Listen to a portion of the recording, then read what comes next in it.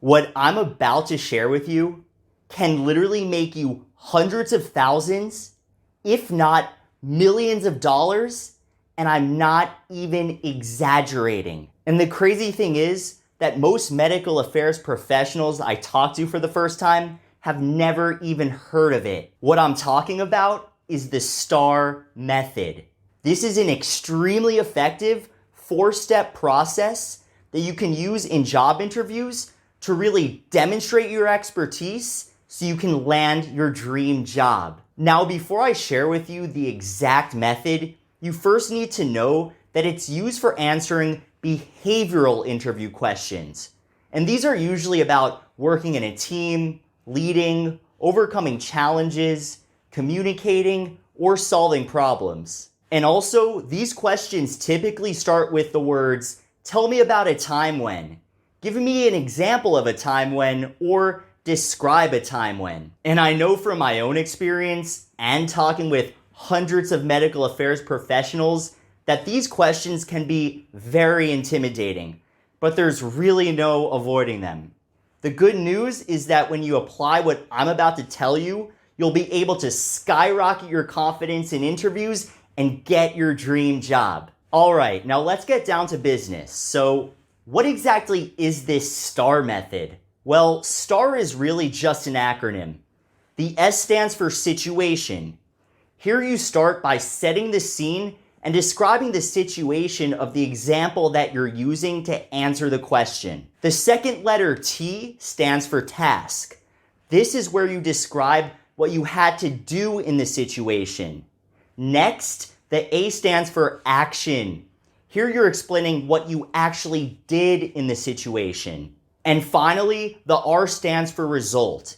In this step, you want to talk about the outcome or the effects of your actions. So now that you have an overview of the whole STAR method, let me walk you through an example so you can see what this actually looks like when you put it into practice. So let's imagine I'm an MSL who's interviewing for a medical manager role, and the interviewer asked me the following question. Tell me about a time when you were under a lot of pressure at work.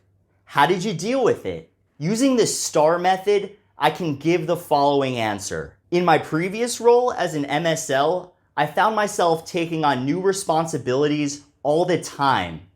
One time, my line manager had a personal emergency and had to leave town for a week, which was causing her to miss the presentation that she was scheduled to give just 2 days later.